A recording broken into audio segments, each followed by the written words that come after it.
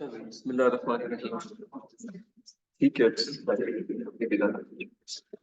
हो गया, ये मैंने कर लिया। हाँ, कनेक्टेड है।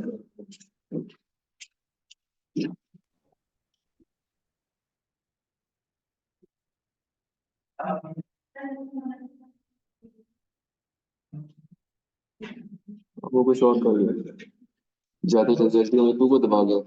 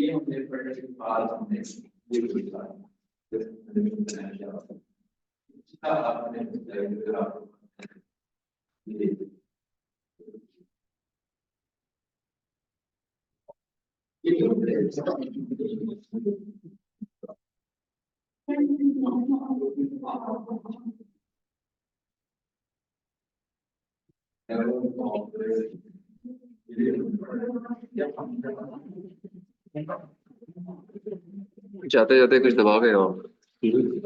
HTML1।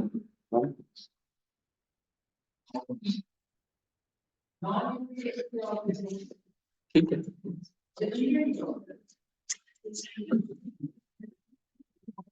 अच्छा जी, ओके। सो इससे पेशतर कि हम आज का कंटेंट शुरू करें, कोई किसी की कोई कंफ्यूजन, कोई question from the previous lecture?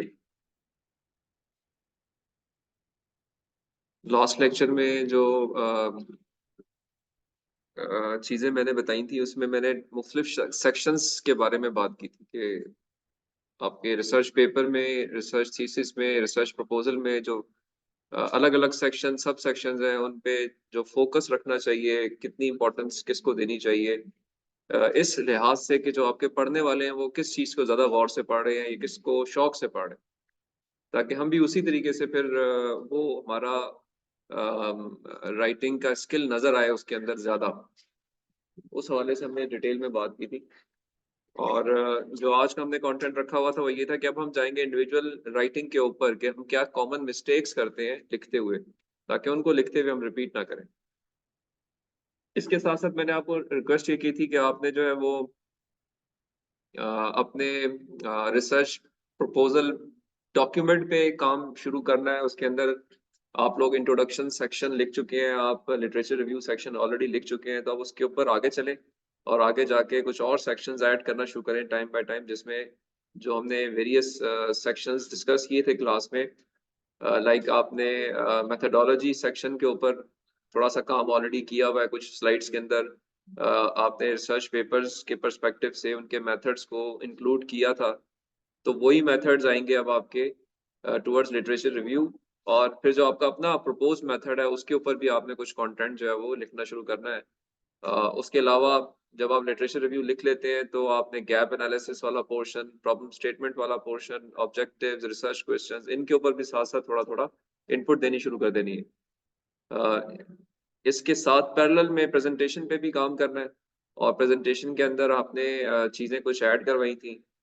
जो आइडियल प्रेजेंटेशन या कहें कि टेंटेटिव जो होनी चाहिए वो मैंने आपको ऑलरेडी दिखा दी थी और कहा था कि इस तरह की प्रेजेंटेशन जो है वो आप साथ साथ उसको अब अपडेट करना शुरू कर दें, क्योंकि हम hopefully 14th and 15th week में आपकी प्रेजेंटेशन जो है वो फाइनल में लूंगा।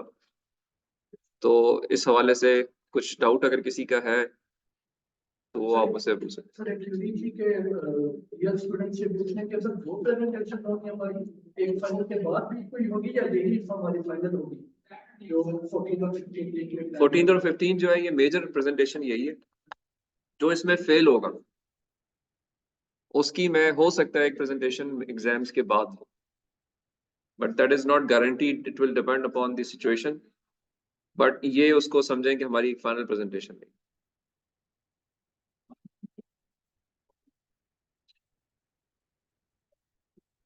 जो बहुत ही बुरे होंगे यानी फेलिंग होंगे उनको मैं शायद एक चांस दे दूं कि जी आप दोबारा अपना एग्जाम के बाद तैयारी करें और दोबारा। बट अगेन रिक्वेस्ट मेरी यही है कि जो लेक्चर्स डिलीवर हुए हैं वो सारे लेक्चर जरूर देख लें जो क्लास में नहीं आए हैं, क्योंकि क्लास में तो टोटल अराउंड 15 से 20 लोग आते हैं, क्लास में 60 लोग रजिस्टर्ड हैं। तो बाकी 40 पे मुझे डाउट है कि they will be having some issues in presenting the right content which I require, क्योंकि वो कट पेस्टेड टाइप चीजें या दिमाग से दिमाग में कन्वे होने वाली चीजों पे प्रेजेंटेशन पे वो पास नहीं करेंगे। तो अगर अभी तक टॉपिक भी अप्रूव नहीं करवाया और कुछ किया भी नहीं और ये सोच रहे हैं कि जी बस आखिर में जो थोड़ा बहुत आता होगा करके हम क्लियर कर जाएंगे, तो वो फिर उनको रिपीट करना पड़ेगा कोर्स। ठीक है। मैंने बड़ी मेहनत करके सारे लेक्चर्स भी आपके लिए उनके ऑडियो कंटेंट एटलीस्ट रेडी करके टाइमली आपको दिए हैं सबको। तो आई वुड बी इंटरेस्टेड कि मुझे वो नजर आए आउटपुट जो मैं चाह रहा हूँ।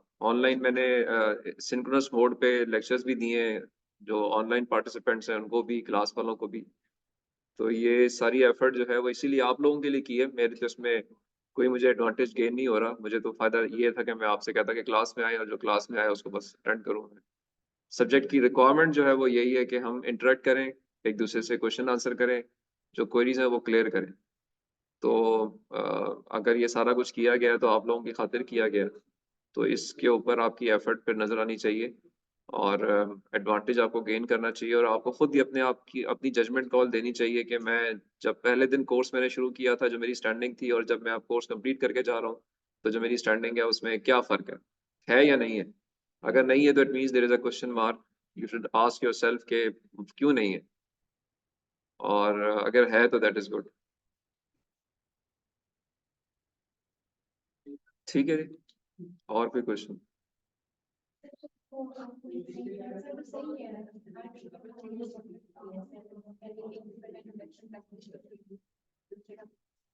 अगर आपका इंडिविजुअल कोई प्रॉब्लम है तो वो मैं आपको उस पर रिस्पॉन्ड कर दूंगा आपके सवाल आपके मेल पे।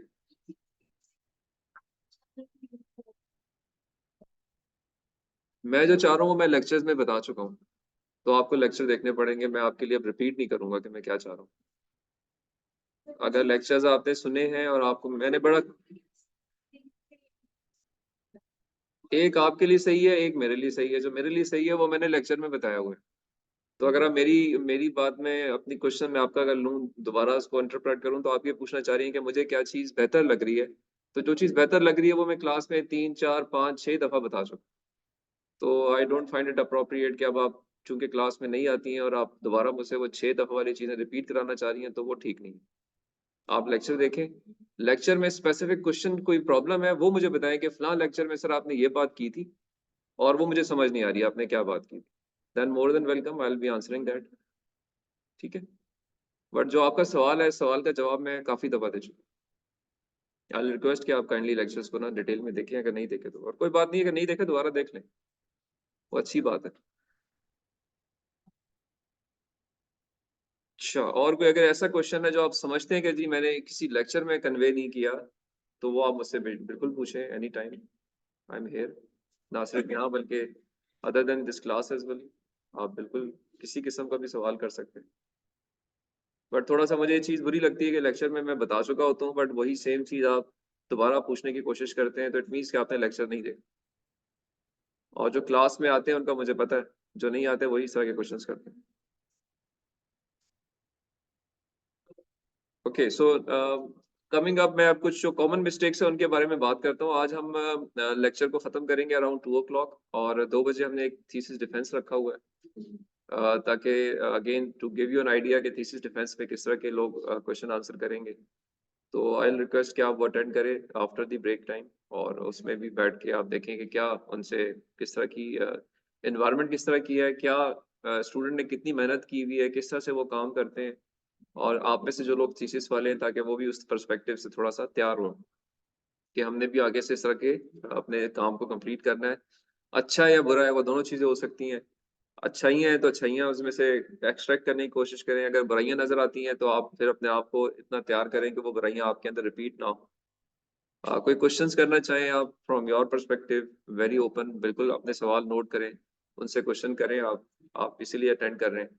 और प्राइमरी एम ये है कि आप उनसे वो स्ट्रेंथ गेन करने की कोशिश करें जो आप समझते हैं कि जी इसके अंदर होनी चाहिए थी, या खड़े होकर इसने जो काम बताया या दिखाया है, ये इस तरीके से अच्छा था या इस तरीके से अच्छा नहीं था, और मैंने वो काम करने या नहीं करने। ठीक है? तो उस हवाले से हमारा एक थीसिस आज इंशाल्लाह हम करेंगे। उसको ऑनलाइन भी करेंगे हम, ताकि वो अकॉर्डिंगली रिकॉर्ड भी हो जाए, और से कि जो ऑनलाइन पार्टिसिपेंट्स हैं वो भी इसको अगर इन बिटवीन कोई पार्टिसिपेट करना चाहे तो पार्टिसिपेट करें। ओके, और कोई question, anything, any query? Sir ये जो हाँ जी, बताएं।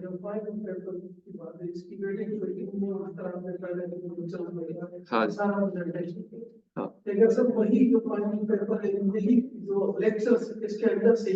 हाँ हाँ, ऐसे ही है। देखें, जो पेपर में जनरली वही लोग अच्छा परफॉर्म करते हैं जो ये सारा काम साथ साथ कर रहे हैं, क्योंकि इसी के अंदर से क्वेश्चन है सारे। तो वो होपफुली आपको उसमें से अगर आप क्लास में रेगुलर हैं, लेक्चर सुन रहे हैं, और अपने एक अंडरस्टैंडिंग डेवलप कर रहे हैं, क्वेश्चन आंसर करके क्वेरीज को क्लियर कर रहे हैं साथ साथ, तो आप ठीक जवाब देंगे, प्रेजेंटेशन भी अच्छी देंगे, ऑटोमेटिकली अच्छी देंगे। ठीक है?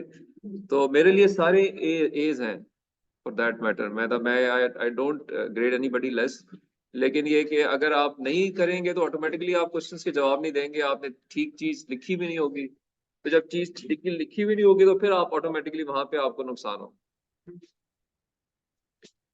तो अभी भी still we are in 12th week, अभी भी टाइम है। अगर दिस इज फॉर एवरीबॉडी जो कि अगर लेक्चर सुनता है, कि अगर आपने अभी तक लेक्चर्स नहीं सुने, स्टिल आप रोजाना टाइम दें, सारे लेक्चर्स को एक दफा आहिस्ता आहिस्ता रिपीट कर लें, देख लें, नोट्स बना लें, और कोई क्वेरीज हैं उनको क्लियर कर लें साथ साथ। तो still you can score well, अच्छा ग्रेड कर सकते हैं आप। लेकिन ये कि सिंसियरिटी से करें, इसमें मेरा कोई फायदा नहीं है, इसमें आपका फायदा है। और अगर मैं पुश करता हूँ या मैं ऐसे किसी को इस पे डांटता हूँ, तो वो मैं आपकी वजह से डांट, this is for you guys, कि आप थोड़ा सा, इंसान की नेचर है, जब उसको डांट पड़ती है तो वो थोड़ा सा एक्टिव हो जाता है। अगर अदरवाइज सुकून में रहता है, वो कहता है कि ठीक है यार, को पूछ नहीं रहा तो मैं रिलैक्स ही हूँ। तो इसको भी पॉजिटिव लें, और अगेन लेक्चर देखने में आपका फायदा है, एडवांटेज है, उसको रेगुलर होके सुने, देखें, ताकि आइंदा के लिए जब आप कोई काम ऐसा कर रहे हो तो आप एटलीस्ट किसी एक स्टेचर पे, एक पेडेस्टल पे हो, कोई बात करे, कोई सवाल करे, तो आप उसको ठीक जवाब दे सके, गलत जवाब ना दें, ताकि वो ये ना कहे यार कि देखो ये मास्टर्स भी कर लिया इसने, थीसिस भी कर लिया, इसको पता ही कुछ नहीं है। ठीक है? तो वो चीज़ ना हो। तो बहरहाल this is now on you guys कि आप कैसे जो है ना वो अपने आप को तैयार करते हैं।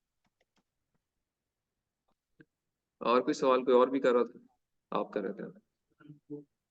मैंने अपने टॉपिक से रिलेटेड टॉपिक से रिलेटेड जो आपके रिसर्च पेपर्स मैंने कहा था इंक्लूड कर लें, आपने वो कर लिए? वो कर हाँ। पॉपुलेशन सिलेक्शन में मुझे प्रॉब्लम आ रही है।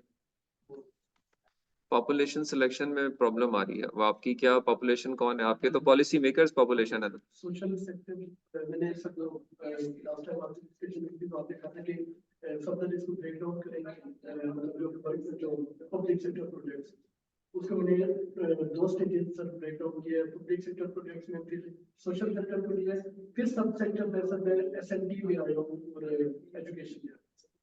अब सर इस पे मुझे ये है कि नंबर ऑफ प्रोजेक्ट्स को मैं सिलेक्ट करूँ एज पॉपुलेशन, आपने काम क्या करना है, आउटपुट क्या? तो आप पॉलिसी मेकर्स के पर्सपेक्टिव से बात करेंगे ना, तो आपने क्वेश्चन आंसर जो करने हैं वो किससे करने हैं? पॉलिसी मेकर्स से करने हैं। तो पॉलिसी मेकर्स आपके जो है वो पॉपुलेशन है। अब आपको देखना है कि इस वक्त पाकिस्तान में जो एजुकेशन सेक्टर के अंदर पॉलिसी मेकर्स हैं वो किस जगह बैठे हुए हैं। और सिर्फ पाकिस्तान नहीं, तो पॉलिसी मेकिंग पूरी दुनिया के लिहाज से आप बता रहे होंगे। जहाँ पे मेरा base तो आपने अभी सॉर्ट ऑफ एक क्लस्टर बना लिया ना पाकिस्तान, लेकिन एजुकेशन सेक्टर पे जो आप पॉलिसी देना चाह रहे हो ये सिर्फ पाकिस्तान की तो नहीं है, दुनिया भर के पर्सपेक्टिव से बात करनी चाहिए। क्या ख्याल है? तो आपकी पॉपुलेशन, वो तो सर पाकिस्तान के अंदर एक रीजन है, आप समझ सकते हैं, ठीक है, अगर आपने आपको रिस्ट्रिक्ट करते हो कि जी मैंने सिर्फ पाकिस्तान की पॉपुलेशन देखनी है, तो अगेन यूल सी एंड आप देखेंगे जाके जी कि आपके जो एजुकेशन के जो हैं लोग वो मिनिस्ट्री ऑफ एजुकेशन में बैठे हुए हैं, या उनके जो कमीशन हैं like education higher education commission, शायद उसमें कोई रोल लोग होंगे इससे रिलेटेड, या मे बी इंजीनियरिंग काउंसिल में होंगे, फार्मेसी काउंसिल में होंगे, पीएमटीसी में होंगे, ये सारे के सारे आपके पॉलिसी मेकर्स बैठे हैं ना यहाँ पे। तो अब आप एक प्रोक्सेट नंबर इनका ले सकते हैं सर्वे ऑफ पाकिस्तान से कि कौन लोग हैं यहाँ पे जो मैनेजरियल अपॉइंटमेंट के ऊपर है। ये होमवर्क आपको इस तरह से करना पड़ेगा। आपने अपना टारगेट देखना होता है, टारगेट के लिए जिससे क्वेश्चन आंसर करने हैं उनको देखना होता है, वो पॉपुलेशन आपकी, क्योंकि आप उनके जवाब लेके उसकी बेस पे कोई फैसला कर रहे हो। तो जब उसके बेस पे फैसला कर रहे हो तो आप ये कहना चाह रहे होंगे कि ये जितने पॉलिसी मेकर होते हैं वो ऐसे ही जवाब देते, तो वो आपका पॉपुलेशन है, वो सारे policy makers, but you will sample based on the margin of error and confidence level. तो वो जो नंबर ऑफ हमने उधर लिखा था सॉफ्टवेयर में 5000 वाला, वो फिर सर मैं कैसे उसको करूंगा कि टोटल दुनिया में कितना यानी कि वो population ये अब आपका वो research papers, research reports, white papers, इनको एक्सप्लोर करना पड़ेगा। This is what the job of a researcher is. ये ख्वाब में तो नहीं आएगा, यू राइट, ठीक है, ना ही आपके तकिए के नीचे लिखा हुआ मिलेगा आप, ना ही मैं बता सकता हूँ, ये आपने एक्सप्लोर कर लो। You know what population is, I you have got clear idea कि जी मेरी पॉपुलेशन कौन कौन से एरियाज के अंदर हो सकती है। नाउ एक्सप्लोर इट, इसके लिए पढ़ना पड़ेगा, डिस्कस करना पड़ेगा, फोरम्स पे जाना पड़ेगा, मुख्तलिफ ऑर्गेनाइजेशन है उनको टच करना पड़ेगा, जो पेपर्स आप पढ़े उनमें लिखा होगा कि यार ये मेरी पॉपुलेशन थी, ये मैंने यहाँ से कलेक्ट किया, ये मैंने यहाँ से कलेक्ट किया। कुछ में डाउट्स होंगे, कुछ में क्लैरिटी होगी, जो आपने पढ़ा है हो सकता है एक लिमिटेड पढ़ा हो और पढ़े, सही है, but because it is not my thesis, so I'll not tell you this figure. It is your thesis, you have to figure it out yourself. सही है, तो सोचें, ढूंढें, ये अब आपका एक होमवर्क है, इसका रास्ता निकालें। प्रॉब्लम यही तो आपकी लर्निंग है कि जब प्रॉब्लम आए तो आपने सोचना है कि मैं कैसे इसका हल निकालूं। मैं सर मैं आपको स्ट्रेट अवे कोई डॉक्यूमेंट नहीं बता सकता कि जी इधर लिखिए जाके पढ़ लो, मैं दिस इज नॉट। तो एक तरीका है कि आप पढ़ें, जितना पढ़ सकते हैं, एक्सप्लोर करें, सर्च करें, पॉलिसी मेकर्स से जाके डिस्कस करें, राइट। सर तीन को तो मैंने अभी वो एक्सप्लोर किया सर, एक एसएमई सेक्टर को सर, और एप्लीकेशन को सर, एचईसी के जो ये तो आप सैंपल कर रहे हो ना, इसको कहते हैं सैम्पलिंग, कि जो आपको 3-4 लोग नजर आए उनको जाके आप मिलाए हो। Population is not sampling. अब आप सैम्पलिंग, ये कन्वीनियंट सैम्पलिंग कर रहे हैं, उसको कहते हैं कन्वीनियंट सैम्पलिंग, जो आपको मिल रहा है उनसे आप पूछ रहे हैं या उनको आप जाके टच कर रहे हैं। लेकिन आपकी population is not this, population is, अपने आप को थोड़ा ऊपर होकर सोचें कि आप प्रेसिडेंट ऑफ पाकिस्तान हैं, या आप चेयरमैन एचईसी हैं, या आप एजुकेशन मिनिस्ट्री के वो हैं, अपना वजीर हैं, और अब आपने पूरे पाकिस्तान में एक चीज डिसाइड करवानी है, तो आपके पॉलिसी मेकर्स पूरे पाकिस्तान में मुख्तलिफ जगहों पे बैठे हुए, ठीक है, अब वो कैसे मिलेगा, आई हैव नो आइडिया, ठीक है, आप गिवन यू अ कॉन्सेप्ट कि ढूंढे, इट्स योर जॉब, ये फिगर आउट करें। अच्छा जी,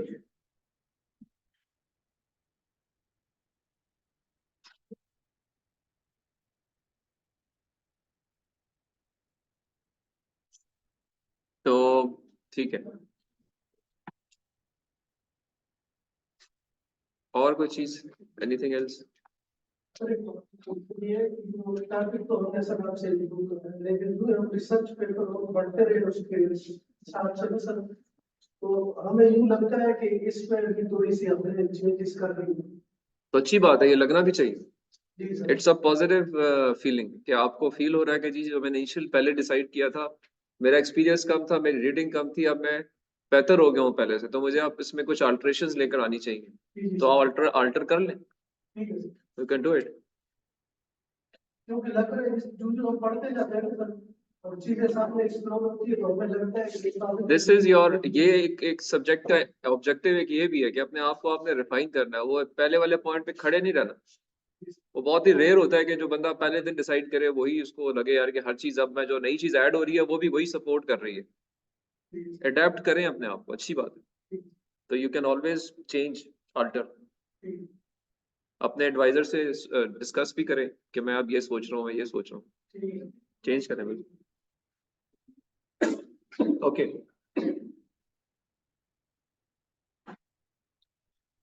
अच्छा, यहाँ पे अभी जो सर मैंने बात शुरू की थी कि we are going to discuss the common mistakes. तो पहली बात है कि हम जब लिखते हैं, everybody out of you has started writing, आपका पहली स्टेज राइटिंग की क्या है? नहीं, क्या ओवर डॉक्यूमेंट कौन सी स्टेजेस ऑफ राइटिंग में सबसे पहले रिसर्चर क्या डॉक्यूमेंट तैयार करता है? लास्ट लेक्चर में मैंने ये चीज कवर की थी, पता चल जाएगा कि आपने सुना है कि नहीं सुना। नहीं सुना अभी तक? वैसे मैं देख रहा था उसमें जो मुझे नजर आ रही ना, कोई 10 लोग 12 लोग, इससे ऊपर लोगों ने देखा नहीं है।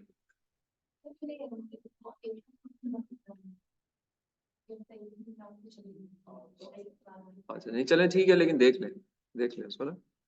अगर आप क्लास में नहीं आती तो जरूर देखें, क्योंकि फिर आपके बहुत सारे क्वेरीज उसके अंदर आंसर हो जाती हैं। तो मैंने बहरहाल बात ये की थी कि सबसे पहली चीज जो रिसर्चर तैयार करते हैं ना, वो उनका रिसर्च प्रपोजल डॉक्यूमेंट होती है। रिसर्च प्रपोजल डॉक्यूमेंट की नेक्स्ट स्टेज है कि आप थीसिस लिखते हैं, या आप रिसर्च पेपर भी लिख सकते हैं। दोनों चीजें साथ साथ लोग चलाते हैं। कभी रिसर्च पेपर लिख लेते हैं क्योंकि काम कंप्लीट करते हैं ना प्रपोजल की बेस के ऊपर, तो थीसिस लिखते हैं, मोस्टली थीसिस लिखते हैं। थीसिस के अंदर से रिसर्च पेपर्स निकलते हैं, 1 2 3। और थीसिस के बाद, रिसर्च पेपर्स के बाद और रिसर्च पेपर्स लिखते हैं, रिसर्च करते हैं, थीसिस लिखते हैं, रिसर्च पेपर्स लिखते हैं, डेवलपमेंट करते हैं। अल्टीमेटली नेक्स्ट स्टेज उनकी होती है कि वो फंडिंग प्रपोजल्स लिखते हैं कि जी ओके, मैंने एक अच्छा रिसर्चर बन गया हूँ, मुझे थियोरेटिकल बहुत अच्छा काम आता है, मैं प्रैक्टिकल करना चाहता हूँ। तो आप प्रैक्टिकली कुछ चीज डेवलप करने के लिए पैसे मांगते हैं और एक फंडिंग प्रपोजल लिखते हैं। और फंडिंग प्रपोजल जब लिख लेते हैं आप, तो अकॉर्डिंगली आपको पैसे मिल जाते हैं। आप उससे डेवलप करते हैं, डेवलपमेंट साइकिल में चले जाते हैं। जब डेवलपमेंट कर लेते हैं तो आप एंटरप्रेन्योर साइड पे जाने की कोशिश करते हैं कि जी अब मैं एक स्पिन ऑफ खोलूं, कंपनी खोलूं और इस चीज को मार्केट करूं, कमर्शलाइज करूं। तो अल्टीमेटली आप एक एंटरप्रेन्योर बनते हैं। तो एजुकेशनिस्ट से स्टार्ट करते हैं, एकेडमिशियन साइड पे आते हैं, एकेडमिक बनते हैं, और उसके बाद एंटरप्रेन्योर साइड पे जाते हैं। ये एक ब्रिज है जिसको आप कोशिश करते हैं, जो जितना ज्यादा इस पे तेजी से जाता है वो उतना ज्यादा तरक्की करता है, या उतना ज्यादा वो अर्न करता है, या उसको उतना ज्यादा फायदा होता है उसको और उसके स्टूडेंट्स को।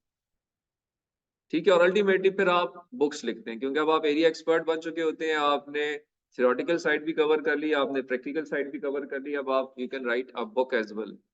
तो ये एक स्टेज बाय स्टेज या स्टेप बाय स्टेप जो है वो एक आप समझे एकेडमिशियन का एक रास्ता है जिसको वो फॉलो करते हैं।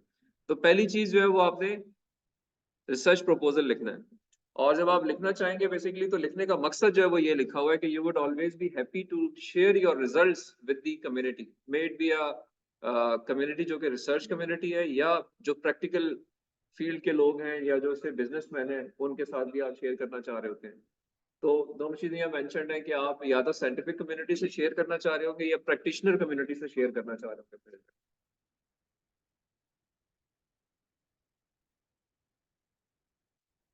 ओके रिसर्च में नई चीज होती है ना, कोई भी चीज होती है, ठीक है, पता कर रहा है, ठीक है, तो वो बंदा चाहता है कि यार दुनिया को पता चले, ठीक है, मैंने ये रिसर्च की है। तो उसके बाद फिर ये लोग क्या नाम है इसको वो क्यों कर देते हैं, ड्रॉप इन द सेंस कि वो पैसों का पैसों पे क्या? कोई रिसर्च पेपर अपलोड करते हैं, ठीक है, कैसा मन। अच्छा, पेपर्स की पैसों की बात है। देखो वो तो ये ना कि दुनिया का बिजनेस मॉडल है ना कि आपने एक चीज पब्लिश कर ली, जो पब्लिशर है ना उसने आपके 100 पेज छापने हैं, तो वो एक बिजनेसमैन है। आपके रिसर्च पेपर के 10 पेजेस 50 पेजेस छापने हैं ना उसने। ठीक है, पब्लिशर रिसर्चर नहीं है, पब्लिशर तो एक बिजनेसमैन है। तो उसने देखना है जी कि इसको छापना है मैंने, तो मुझे इसके पैसे कैसे रिटर्न होंगे। मैंने 100 पेज छापने, प्रिंट करने हैं, तो या तो मैं आपसे पैसे लूंगा उस प्रिंट करने के, या मुझे पैसे दो ये प्रिंट करने, या मैं जो आपके पेजेस मुझसे पढ़ेगा लेके कि मुझे दे दो मैंने पढ़ना है, ऐसे बहुत अच्छा लिखा हुआ है, उससे लूंगा। उसका तो ये दो मॉडल होंगे। तो तो वो तो इसलिए मांगेगा ना, वो ब्लॉक नहीं कर रहा। अब वो फ्री में ये है ना कि उसके फिर प्लस माइनसेस होते हैं। फ्री में मैंने जो आपको बताया था वो ये बताया था अभी तो मेरी बात फिर नहीं समझे। मैंने कहा दो चीजें हो सकती हैं, या तो मैं पैसे आपसे लूंगा, अगर आपसे ले लिए तो जो पढ़ने वाला है उसको फ्री में दे दूंगा, तो वो मैंने बात की थी ना। दूसरा ये कि नहीं, पढ़ने वाले को फ्री में नहीं दूंगा, उससे कहूंगा कि आप जरा वो पैसे पे करें क्योंकि मुझसे जिसने ये छपवाया उसने पैसे नहीं दिए, तो वो तो उसका बिजनेस मॉडल है, उसको हम ये नहीं कह सकते कि वो गलत कर रहे हैं। मतलब ठीक। सर अल्टीमेटली पब्लिशर इससे कमाता है, ये रिसर्चर नहीं कमाता। रिसर्चर जो है वो अपने पेपर्स से नहीं कमाता, वो कमाता है जब वो डेवलपमेंट में जाता है ना, जब वो अपनी रिसर्च की बेस पे कोई प्रैक्टिकल चीज डेवलप करता है वाले, जो कि हो सकता है कि एक सॉफ्टवेयर हो या एक हार्डवेयर हो। अब वहां पे वो जाएगा, उसमें उसके बाद वो चला जाता है पेटेंट्स के अंदर, कि मेरा ये आइडिया है, पेटेंट हो जाएगा। ठीक है, ये लैपटॉप मैंने बना दिया अपने रिसर्च की बेस पे, इसको पेटेंट कर दो। जब ये एक दफा पेटेंट हो गया तो पेटेंट होने के बाद मैं इसके वो पेटेंट दे देता हूँ एक इंडस्ट्री को, और उसके साथ एक लाइसेंसिंग एग्रीमेंट कर लेता हूँ जी कि ये लैपटॉप मैंने बनाया है, इसका ये ड्राइंग्स हैं, ये स्कीमेटिक्स हैं, ये इलेक्ट्रॉनिक्स है, ये मैकेनिक्स है, अब आप बनाइए और बना के बेचेंगे। अब आप जब बेचेंगे तो आप 100 रुपए की बेचेंगे तो उसमें से आप 5 रुपए मुझे देंगे। 100 रुपए की बेचेंगे और से आपसे मैं कहूँगा 100 रुपए का प्रॉफिट मिलेगा आपको, तो 5 रुपए का उसमें से मुझे देंगे, 95% प्रॉफिट आप रखेंगे। इसको कहते हैं लाइसेंसिंग एग्रीमेंट। वहां से आप कमाते। रिसर्च पेपर से आप सिर्फ ये चाह रहे होते हैं कि जी should be read by people, वहां आप कमाने का मकसद नहीं होता। सही ऐसा सिनेरियो भी होता है कि लाइक एक यूनिवर्सिटी में 2 प्रोफेसर हो और एक का रिसर्च पेपर ज्यादा यूनिवर्सिटी उसको पे ज्यादा कर रही होती है। वो इस तरह से कर रही होती है। आपकी बात ठीक है कि अगर से आपका रैंक, क्योंकि ना आजकल जो एकेडमिक प्रमोशंस होती है ना वो रिसर्च पेपर्स की बेस पे होती है, कि आप जो है ना वो लेक्चरर थे, लेक्चरर से वो आपको असिस्टेंट प्रोफेसर बनाएंगे, जी आपके 5 पेपर पब्लिश हो गए। फिर असिस्टेंट प्रोफेसर से एसोसिएट बनाएंगे, ओके जी 8 और पेपर पब्लिश हो गए। तो अब वो जो जो गैप आएगा ना उस प्रमोशन की वजह से, वो आपको एक्स्ट्रा पेमेंट्स है, असिस्टेंट की हो सकता है इतनी तनख्वाह हो, उससे 50,000 ज्यादा हो एसोसिएट की। इस तरह से वो आपको काउंटर करते हैं, या आपको फाइनेंशियल रिवॉर्ड भी दे सकते हैं, क्योंकि जी जुनैद है, इसने जो ना वो इस साल में ये एक पेपर अभी पब्लिश किया है, ओके जी नाम के तौर पे इसको आप 40,000 रुपए इस पेपर पे दे दें। ये फंड्स भी होते हैं यूनिवर्सिटीज के पास। सर ये यूनिवर्सिटी की रैंकिंग के ऊपर तो फर्क पड़ता है कि लाइक आपके पास प्रोफेसर के रिसर्च पेपर ज्यादा है तो बिल्कुल होता है। जब यूनिवर्सिटीज की रैंकिंग ओवरऑल अगर आप देखोगे, जो टाइम्स रैंकिंग एक है, क्यूएस रैंकिंग है, उनके अगर आप पैरामीटर्स देखें ना तो वो आपके यही पैरामीटर्स नोट करते हैं कि जी यूनिवर्सिटी में 10 प्रोफेसर हैं, इन्होंने 100 पेपर पब्लिश किए हैं। एक और यूनिवर्सिटी में 10 प्रोफेसर है, उन्होंने 5 पेपर पब्लिश किए हैं, तो इसकी रैंकिंग इस वजह से इसको 10 में से 10 नंबर है, इसके 10 में से 5 नंबर, तो रैंकिंग इस बेस पे डिसाइड होती है। एक क्राइटेरिया रिसर्च पब्लिकेशंस भी है। अगर तुम्हें इंटरेस्ट हो तो तुम जाके एक और चीज देख सकते हो कि एक वर्ल्ड इनोवेशन फोरम है, वो दुनिया की इनोवेशन इंडेक्स इशू करता है, दुनिया का इनोवेशन इंडेक्स इशू करता है। दुनिया में अराउंड 190 प्लस कंट्रीज हैं, 97 के करीब है शायद। तो जितने मुल्क हैं ये इन सब को वो जज करते हैं कि जी इन्होंने क्या क्या अचीवमेंट्स की हैं, और उस बेस पे आपको एक इनोवेशन इंडेक्स मिलता है। तो उसमें जो पाकिस्तान का नंबर है वो इस वक्त 88 है 2023 के अंदर इनोवेशन में। नंबर 1 पे if I am not wrong Switzerland है शायद, कि उनकी इनोवेशन सबसे ज्यादा है। तो Pakistan is been performing well in last 3 years. हमारा जो परफॉर्मेंस थी वो 112-15 पे हुआ करती थी रेगुलर पिछले कई सालों से। पिछले 3 साल में ये अप होके आ गई है 88-89 पे आ गई। सबसे अच्छा एशिया में जो परफॉर्म कर रहा है वो इंडिया परफॉर्म कर रहा है। इट इज अराउंड वो 40th नंबर पे, 41st नंबर पे है। ईरान नंबर 2 पे है। ईरान की बहुत अच्छी परफॉर्मेंस है इनोवेशन के अंदर। ईरान के बाद इंडोनेशिया जो है, से एशिया में तो शायद नहीं है, लेकिन Indonesia is again a top performer. मैं टॉप परफॉर्मर्स की बात कर रहा हूँ जिन्होंने पिछले 3 साल में बहुत गेन किए। India is topping the list, India बहुत तेजी से ऊपर जा रहा है। और उसके बाद ईरान की बारी आती है, ईरान के साथ इंडोनेशिया है, और फिर ब्राजील है अमेरिकन साइड से, उनकी भी अच्छी परफॉर्मेंस है, और यूक्रेन है इस एरिया से, और पाकिस्तान है। ये अच्छे कंट्रीज हैं जो कि बहुत तेजी से पिछले 3-4 साल में ऊपर आए हैं। वो यही वजह है कि लोगों को थोड़ा सा अब प्रमोट करना लोगों ने शुरू किया कि यार सिर्फ आपने पढ़ना नहीं है, बल्कि कुछ काम डेवलपमेंट साइड पे जाना है, कोई बिजनेस खोलने, स्पिन ऑफ्स खोलने, कोई छोटा काम शुरू कर दें आप। कम प्रॉफिट हो रहा हो, काम करें, फिर इम्प्रूव करें, आहिस्ता आहिस्ता आहिस्ता ऊपर जाएं। तो ये एक साइकिल है जो कि अब शुरू हो गया, और इसमें जितने तेजी से लोग अपने आप को से इस तरफ लेकर आएंगे, उतना ज्यादा मुल्क तरक्की करेगा, आपकी आपकी जो वैल्यू है वो बढ़ेगी। तो आप वो डॉक्यूमेंट मैं भी शेयर कर लूंगा, आप इसको अपने एंड पे भी एक्सप्लोर कीजिएगा, वर्ल्ड इनोवेशन इंडेक्स के नाम से। It's a good read. तो we are not bad, performance wise we are good, क्योंकि हमारे लोगों में माशाल्लाह we are intelligent, all of us are very intelligent, we are better in brain than any other country of the world. सिर्फ ये कि direction ठीक लग जाए हमें, डायरेक्शन जो अगर ये दे दी जाए कि जी बस पढ़ना है, तो हम पढ़ना शुरू कर देते हैं। अगर हमें डायरेक्शन दे दी जाए कि नहीं आप तुमने काम करना है, तो हम काम करना शुरू कर देते हैं। तो वो डायरेक्शन देने के लिए इस रीजन का सिर्फ प्रॉब्लम ये है कि हमें एक अच्छा लीडर चाहिए कि जो हमें ठीक डायरेक्शन में लेके चले। हम खुद नहीं सोचते, ये हमारी एक इशू है कि अब मैंने खुद अपने तौर पे अपने घर में नहीं सोचना कि यार मुझे अब क्या अगले 10 साल में किधर आना चाहिए। वो विजन कम लोगों में, अगेन आई वुड से है, बट कम है। हम एक भेड़ चाल पे चलने वाली कौम ज्यादा है, इसलिए हमें गोरे ने आगे जो इधर हुकूमत की है उसकी वजह भी यही है कि उनको नजर आया बड़ी साबित और क्या कहते हैं साबिर किस्म की कौमें हैं ये, यार बड़े सुकून वाले लोग हैं, रिलैक्स करते हैं। स्पेशली ये जो हमारा सेंट्रल रीजन है, जो मसले वाले लोग हैं थोड़े से बलोचिस्तान और ये केपीके वाले मसले वाले लोग हैं, इतने आराम से काबू में नहीं आते, लेकिन ये सेंट्रल रीजन तो बड़े आराम सुकून वाला है।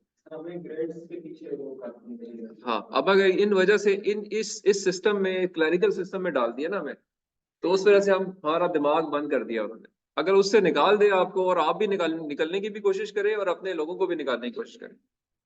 पढ़ें जरूर, स्किल गेन करें, स्किल इज वेरी इंपॉर्टेंट कि आपके पास स्किल होना चाहिए। तालीम आपको अच्छाई सिखाती है, आपको आपके मेंटल कैलिबर को अप करती है, लेकिन उसी को सिर्फ लेके ना चलें, वो आपका एक पॉलिशिंग चीज है, पॉलिश कर दिया उसने। हाँ, अपने स्किल की बेस पे और अपनी स्ट्रेंथ की बेस पे चलें, और कोई सोचे जरूर कि मेरे आसपास में क्या कारोबार कर सकते हैं, कुछ ना कुछ करें। एंटरप्रेन्योरशिप बिल्कुल।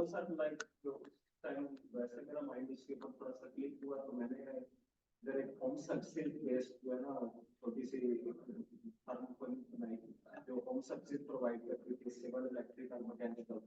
ठीक है, वो लाइक मैं मार्केटिंग उसी को बात में करता हूँ, और वो डेली की ना मुझे कंप्लेंट साल का 10-15 घंटे करूँगा, क्योंकि करता मैं 6 लाख रुपए लगाएंगे ये चेंज सकता है। वो बड़ी अच्छी उससे जो है ना वो इनकम स्टार्ट कर रही है। तो उस वक्त मुझे लाइक ऐसा फील होता था, जब मैं सोचता था कि हम सोचते ही नहीं, सिर्फ एक सब्जेक्ट की वजह से लाइक पूरा बड़ा अच्छा सेटअप जाता है। सही कह रहे हो। मैनेजमेंट नहीं थी मेरे पास, वो मैंने नहीं पढ़ा हो, तो उसके बहुत बड़ा इशू था। नहीं तो वो आपने छोड़ दिया फिर, ये गलती की ना आपने, छोड़ना नहीं चाहिए था आपने। ये बहुत अच्छा एक आपका इनिशिएटिव था, उसको आप जारी रखते। आप देखो कि आप कितने लोगों को रिस्क देने का जरिया बन रहे थे, कितनी फैमिलीज थी जो कि उस वजह से शायद आपके ऊपर डिपेंडेंट थी, यार कि ये हमें काम दिलवा रहा है, यहाँ जाओ इतने पैसे मुझे मिल जाते हैं, आपको भी उसमें एक एडवांटेज था। तो you should have continued.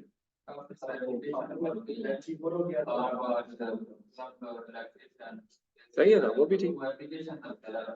But देखो हमेशा वैक्यूम रहता है, बेशक जितनी बन रही है आप और अच्छी बना सकते हैं, और अच्छा सेटअप कर सकते हैं, और अपनी और अच्छी रेपो बना सकते हैं, बड़ी बड़ी चीजें बनी हुई है, बट ये कि always a vacuum, always a chance, so never stop yourself कि ऑलरेडी एक चीज है, आप स्टार्ट करें ना। क्या है, देखो नाकामी तो है ही है, जीरो तो हो गया ना, लेकिन ये कि आहिस्ता आहिस्ता अगर आप कंसिस्टेंट, देखो क्या चीज इंपॉर्टेंट होती है, इंपॉर्टेंट ये होती है कि आपकी कमिटमेंट, आपकी सिंसियरिटी, और आपकी ये फीलिंग यार कि मुझे इनसे अच्छा देना है आउटपुट।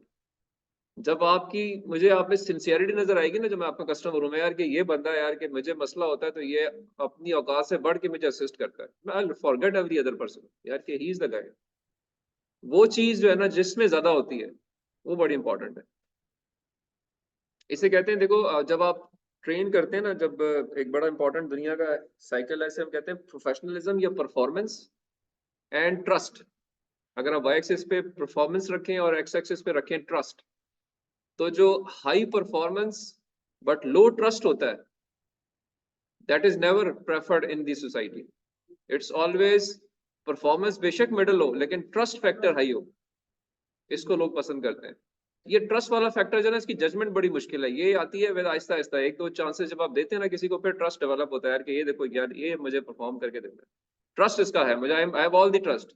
बेशक मुझे ये 19-20 के फर्क से परफॉर्मेंस दे रहा है, लेकिन यार ये उस पर मुझे डाउट है, उसमें ट्रस्ट फैक्टर 0 है।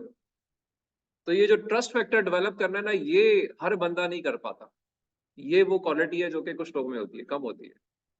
तो हमें एफर्ट करनी चाहिए कि हमने अगले कस्टमर की आंखों में ट्रस्ट को डेवलप करना है, यार ये आंखें बंद करके मुझ पर ट्रस्ट करे, और मैं आंखें बंद, ये मैंने इसको ऐसी इसको अपनी इसकी प्रॉब्लम को सॉल्व करना है यार कि मैं 110% अपनी आउटपुट दे रहा हूँ, लॉयल्टी जिसे कहते हैं, ताकि वो आपका लॉयल कस्टमर बन जाए। वो लॉयल्टी लाना मुश्किल है। सर जिस तरह आजकल पाकिस्तान के हालात है ना, इंडस्ट्री तो है नहीं बाकी, तो वो सर्विस ओरिएंटेड बिजनेस जो है ना, उसके लिए बड़ी अच्छी अपॉर्चुनिटी है। स्टार्ट। और सर मैं आपको एक और बात बताऊं कि अभी शायद इंडस्ट्री, अगर मैं मुझसे आप पूछ रहे हैं, इंडस्ट्रीज की उस तरह जरूरत भी नहीं है, अभी दुनिया एक ग्लोबल विलेज बन गई है। आप बहुत सारी चीजें, 100 में से 80 चीजें आप दुनिया के मुख्तलिफ हिस्सों से करा सकते हैं। ठीक है, एक है कि आप टोटल सर्विस या 100% प्रोडक्ट पकड़ें और बाहर वाली इंपोर्ट कर दें, एक है कि आप इधर ही बनाएं, उसकी 80% चीजें दुनिया में मुख्तलिफ जगहों से खरीद लें, इसमें कोई बुराई नहीं है, पूरी दुनिया ऐसे करती है। ऑडी, टेस्ला, बड़ी बड़ी जो कंपनियां है, गूगल, इनके ये कोई सेंट्रल इनके सिस्टम नहीं है, इन्होंने पूरी दुनिया में अपने सिस्टम फैलाए हुए हैं, ये सिर्फ उनसे कलेक्ट करते हैं, चीजें जमा करते हैं और उसके बाद जब बना लेते हैं फिर एक्सपोर्ट कर देते हैं। ये बिजनेस मॉडल पूरी दुनिया में चल रहा है, कोई इंडस्ट्रियां नहीं लगी हुई हैं आपकी इंडिया के अंदर सारी की सारी, या चाइना के अंदर लगी हुई हैं, जिस हद तक उनको जरूरत है, जिस हद तक वो समझते हैं कि यार मुझे 10 रुपए की चीज तो खुद पड़ेगी और मैं 5 रुपए की मार्केट से उधर से मंगवा सकता हूँ, वो 5 रुपए की चीज मंगवा लेते हैं। मतलब बात ये है कि छोटे छोटे सिस्टम्स आप डेवलप करके आप आहिस्ता आहिस्ता आहिस्ता आहिस्ता बिल्ड कर सकते हैं उस पर। फौरन परेशान नहीं होना चाहिए यार कि मेरे पास इंडस्ट्री नहीं है, यहाँ तो मुझे मिलेगा ही नहीं, यहाँ तो ये नहीं मिलेगा। आप वो अपॉर्चुनिटी भी देखें कि और बहुत सारी जगह हैं जहाँ से आप चीज को अरेंज कर सकते हैं, तो अरेंज कर लें, एक जगह पे आप बना लें, कॉस्ट इफेक्ट को नीचे ले आए, क्वालिटी को आप रीजनेबल रखें, तो यू विल बी फ्लरिशिंग, आप आगे जाएंगे। तो बस पॉइंट ये है कि हमें से हर एक को ना कोशिश करनी चाहिए, से खवातीन को, बहुत सारे ऐसी प्रोडक्ट्स हैं, ऐसी चीजें जो आप घर बैठ के बना सकते हैं। सोचे इसके ऊपर कि यार मैं ऐसी क्या चीज, मेरा इसमें क्या टैलेंट है जिसे मैं बना के बेच सकती हूँ या बेच सकता हूँ। जरूर एक बिजनेस ऐसा हर बंदे को फोकस करना चाहिए, अदर देन जो आप पढ़ रहे हैं लिख रहे हैं जो भी है वो करें, बिल्कुल इसके ऊपर थोड़ा सा ध्यान दें। हम में से हर बंदा जो है ये नेचुरली बिजनेसमैन है, अल्लाह ने रखा है हमारे अंदर, ये जो बार्टर ट्रेड है ना, बेचने वाली चीज, ये हम सब के अंदर है, हमारे डीएनए में है। सोचना है थोड़ा सा, और थोड़ी सी कुर्बानी देनी है, वो एक कंफर्ट जोन से आना है बाहर, कि यार ये कंफर्ट में तो मुझे सुकून में सो जाऊं या फिल्म देख लूं, वो नहीं करना। वो जो 1 घंटा 2 घंटे आप अगर इस पे देंगे, तो I am sure everybody can do some product, something, and start small, build on that. ठीक है जी, सो इस पे भी सोचिएगा और घर में इसको प्रमोट करें। आप सब माशाल्लाह 20-25 लोग हैं, अगर आप में से 5 लोग भी इस रास्ते पे आ जाते हैं, तो आई एम श्योर वो 500 फैमिलीज को फायदा दे सकते हैं, और फिर वो 500 फैमिलीज मजीद 5000 फैमिलीज को फायदा दे सकती है, तो एक फ्री साइकिल बन जाता है ये।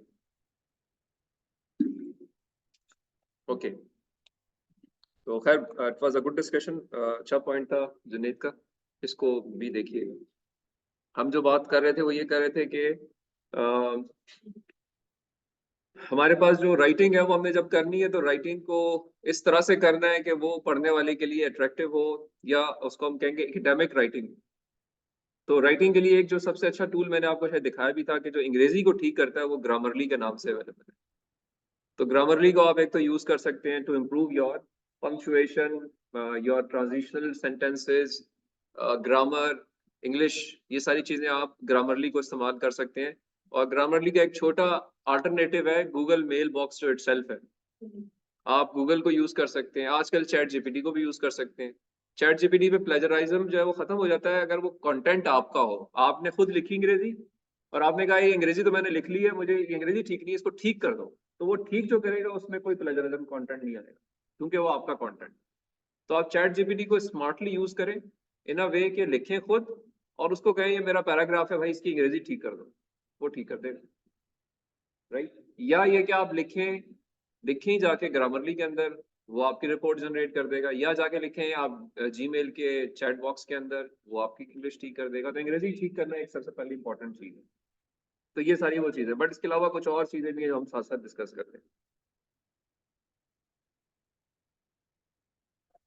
हाँ, सर आप कह रहे हैं फैमिली फैमिली यूज किया था, तो उसके अंदर उसने जब यूज किया था उसके रिजल्ट बता रहा है। मैं वही कह रहा हूँ ना, उसने ऐसे यूज किया होगा ना, उसने कहा होगा जी कि मेरे लिए जनरेट करो, उसने कहा होगा जी मैं चाहता हूँ कि तुम